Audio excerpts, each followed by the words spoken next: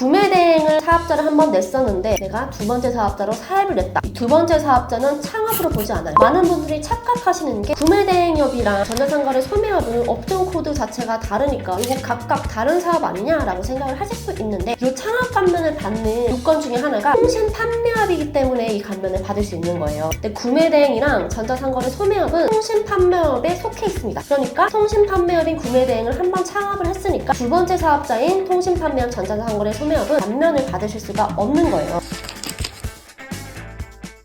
구매대행, 사입, 위탁 판매, 글로벌 셀러, OEM 제조, 전자상거래 사업을 하면 받을 수 있는 감면 혜택 뭐가 있을까요? 국세청에서 보는 관점까지 제가 알려드릴게요. 바로 창업 감면인데요. 감면을 받기 위해서는 좀 필수적인 요건들이 있는데요. 첫 번째는 첫 창업인지 여부입니다. 스마트 스토어를 다른 사람이 하던 걸 내가 양도받았다. 그러면 창업으로 보지 않습니다. 전자상거래 카페 같은 데 보면은 오프라인 음식점 자리, 권리금 주고 사고 받듯이 스마트 스토어도 권리금을 받고 양도를 하시더라고요. 그러면은 이거는 사업의 인수로 봐서 창업으로 인정되지 않습니다. 그리고 구매 대행을 사업자를 한 번 냈었는데 내가 두 번째 사업자로 사업을 냈다. 이 두 번째 사업자는 창업으로 보지 않아요. 많은 분들이 착각하시는 게 구매 대행업이랑 전자상거래 소매업은 업종 코드 자체가 다르니까 이거 각각 다른 사업 아니냐라고 생각을 하실 수 있는데 이 창업 감면을 받는 요건 중에 하나가 통신 판매업이기 때문에 이 감면을 받을 수 있는 거예요. 근데 구매 대행이랑 전자상거래 소매업은 통신 판매업에 속해 있습니다. 그러니까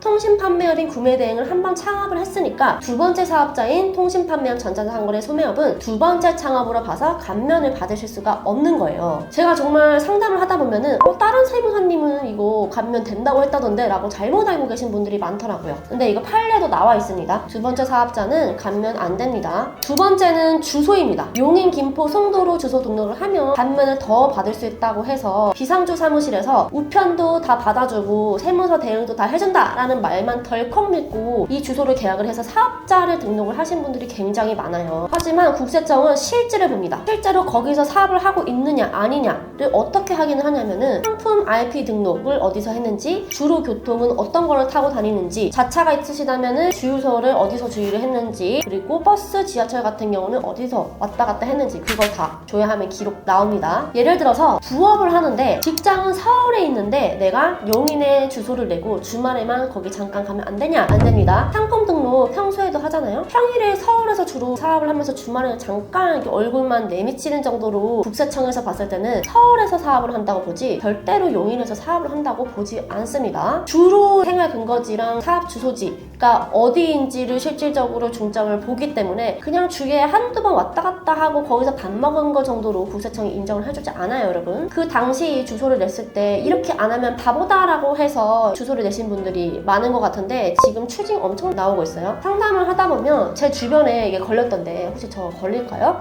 이렇게 질문하시는 분들이 많은데 사실 그거는 100% 추징된다고 생각하시면 됩니다. 세 번째는 나이입니다. 창업을 할 때 내가 청년이냐 아니냐에 따라서 감면 혜택이 완전히 달라져요. 이게 만 나이로 하기 때문에 생일이 지나기 전에 사업자를 내시는 게 중요해요. 예를 들어서 내가 올해 청년이 끝나요. 내년에 창업 생각이 실제로 있어요. 근데 내년에 사업자를 내지 말고 청년인 지금 사업자를 내세요. 왜냐면은 사업자를 낸 창업한 연도에 청년이냐 아니냐가 중요하기 때문에 사업자를 내고 사업활동을 미리 조금씩 하세요. 네 번째, 감면이 시작하는 거는 창업한 날로부터 5년이 아니라 소득이 발생한 날로부터 5년이에요. 상담하다 보면은 창업 감면이 끝났다고 생각하시는 분들이 굉장히 많더라고요. 저희가 쓰는 프로그램이 인증 링크를 보내서 인증만 해주시면은 그동안의 신고 내역을 싹 끌고 오는 저희 프로그램이 있거든요. 근데 그거를 확인을 해서 창업 감면이 언제 시작됐는지부터 저희는 확인을 하는데 창업 감면이 끝난 줄 알고 법인 전환 상담을 하시는 분들이 굉장히 많습니다. 근데 사실상 제가 봤을 때는 27년까지 창업 감면을 받으실 수 있는 거예요. 그래서 당장 법인 전환을 하시지 않고 지금 개인 사업자를 유리하신 게 더 낫더라고요. 근데 이거를 이전에 세무사 사무실이 있었는데도 처음 들었다고 하시더라고요. 그래서 이제 창업 감면이 언제부터 시작되는지를 꼭 체크를 하셔야 됩니다. 다섯 번째는 감면 한도가 생겼어요. 무제한으로 감면 혜택을 주지 않습니다. 감면 한도는 5억이에요. 너무 이 창업 감면을 통해서 감면을 너무 많이 받다 보니까 이 한도를 새로 만든 거죠. 마지막으로 절대 폐업하지 마세요. 매출이 발생하지 않아서 그리고 소득이 발생하지 않아서 폐업해버리시는 분들이 많아요. 그런데 이 사업자가 창업 감면을 받을 수 있는 사업자였던 거예요. 거예요. 창업감면 혜택이 남아있거나 혹은 아직 창업감면이 시작도 안 했어요. 소득이 발생하지 않아서. 근데 그거를 폐업하고 나서 나중에 사업을 시작하게 돼서 두 번째 사업자를 내시게 되면 그거는 감면 혜택을 못 받아요. 제가 상담하다 보면서 이거 첫 사업자 아니다. 제가 예전에 전자상거래 하다가 매출이 안 나와서 그냥 접은 적이 있다라고 하시는 분들이 굉장히 많거든요. 사람 일 어떻게 될지 모르니까 일단 폐업을 하지 마시고 냅두세요. 그렇다고 해서 아예 신고를 하시면 안 되고 무실적으로라도 계속 신고를 하셔야 직권 폐업이 되지 않습니다. 무실적 신고는 셀프로도 하실 수 있어요. 홈택스에서 무실적으로 그냥 0으로 이제 신고만 넣으시면 됩니다. 만약에 저희 고객분이었다면은 폐업을 한다고 한다. 그러면 저희 내부 프로세스 중에 창업 감면을 받으시는지, 언제부터 시작하는지, 감면은 얼마나 남아있는지부터 확인을 하고 이제 폐업을 하신다라는 게 올라오면은 그것을 체크했는지부터 먼저 확인을 합니다. 그래서 제가 두 번째 사업자다. 전에 폐업했다라고 들으면 제가 너무 안타깝습니다. 저였다면 말렸을 텐데. 그리고 창업 감면은 도대체 언제 신청해야 되냐, 사업자 등록할 때 신청해야 되냐라고 물어보시는 분들이 있는데, 이거는 소득세 신고를 할 때 내가 언제부터 언제까지 창업 감면을 받을 수 있으니 요거를 신청하겠다라는 신청서를 따로 제출을 해야 됩니다. 물론 그건 저희가 작성해서 제출을 하죠.